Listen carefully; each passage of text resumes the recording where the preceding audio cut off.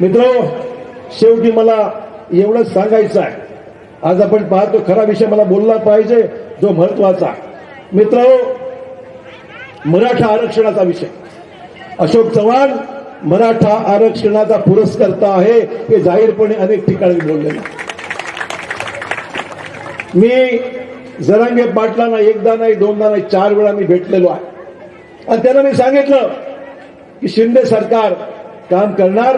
आतापर्यंत जे केलं तेही सांगेन मी, पण त्यांना हेही सांगितलं मी, ज्या काही कमतरता असतील अशोक चव्हाण तुमचा भाऊ म्हणून आपल्या सरकारकडे आरक्षण मिळण्याच्या बाबतीत ज्या उणीवा राहिल्या असतील त्या पूर्ण करण्याकरता जाहीरपणे या ठिकाणी भूमिका घेणारा, सभागृहात विषय मांडणारा आणि तुमचे विषय पूर्ण करण्याकरता निश्चित प्रयत्न नाही. मला हेही सांगायचंय आज 10% आरक्षण लागू झालं. 10% मध्ये एससीबीसी मध्ये सरकारी नोकऱ्या गेल्या महिन्यात 2-4 महिन्यात मिळाल्या. ऊर्जा विभाग, आरोग्य विभाग, पोलीस विभाग जाहिराती निघाल्या. 10% आरक्षण त्याच्यामध्ये मिळालं. मुलं आमची नोकरीला लागली. ज्यांच्याकडे सर्टिफिकेट नव्हते, ज्यांचे जुने दाखले सापडले त्यांना सर्टिफिकेट सुद्धा मिळाले. बाजूला देगाव कोराड्यामध्ये 70 ते 75 लोकांना त्या ठिकाणी सर्टिफिकेट देण्यात आलेले आहे.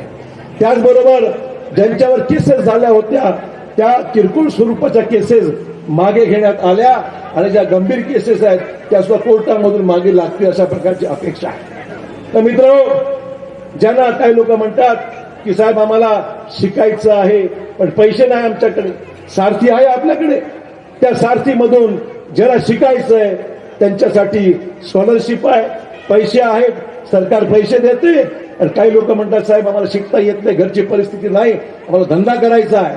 ते बिझनेस करण्याकरता सुद्धा अण्णासाहेब पाटील महामंडळ आपल्याला उपलब्ध सरकारने केलेलं आहे. आणि त्यामुळे सर्व नसता सांगायचं एवढंच आहे. आणि आज जरांगे पाटलांनी सांगितलं की मला कोणाचा विरोध करायचा नाही, कोणाचं समर्थनही करायचं नाही, आम्ही इलेक्शन मधून माघार घेत आहोत, तुम्हाला जो निर्णय घ्यायचा तो तुम्हाला आम्ही स्वातंत्र्य देत आहोत, ही भूमिका त्यांनी घेतली. आणि त्यांनी हेही सांगितलं मला जर भाजपचा एकही जर उमेदवार आरक्षणाचं काम करत असेल तर त्याला मी सुद्धा समर्थन दिल्याशिवाय राहणार नाही, हे जाहीरपणे त्यांनी सांगितलं. त्यामुळे मित्र मला सांगायचं एवढंच आहे, आम्हाला मराठे पाहिजेत, आम्हाला ओबीसी ही पाहिजेत. आम्ही सेक्युलर, आम्ही या देशाचं संविधानाचं संरक्षण करणारे आहोत, आम्ही या देशामध्ये सर्वांना न्याय देणारे आहोत, आम्ही सर्व एकंदरीत सर्वांना सोबत घेऊन जाणारी आमची भूमिका आहे. नांदेडसाठी काही नवीन बाब नाहीये.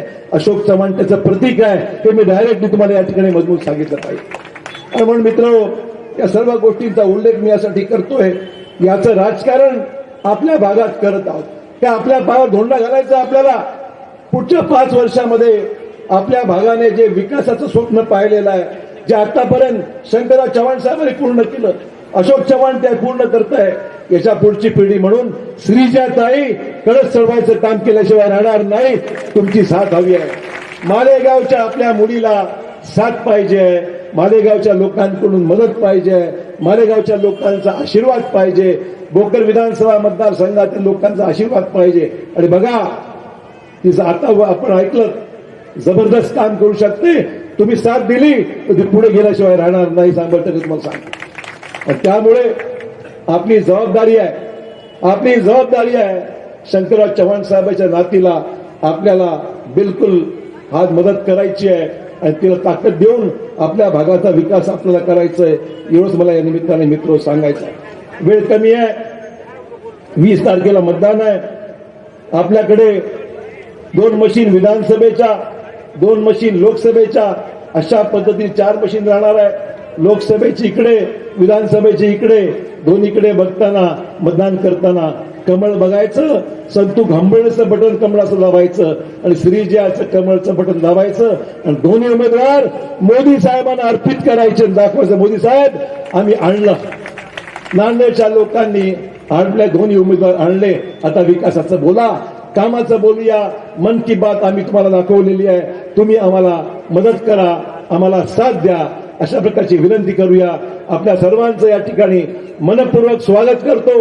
आपल्या सर्वांचं या ठिकाणी मनापासून आभार मानतो. जय हिंद, जय महाराष्ट्र.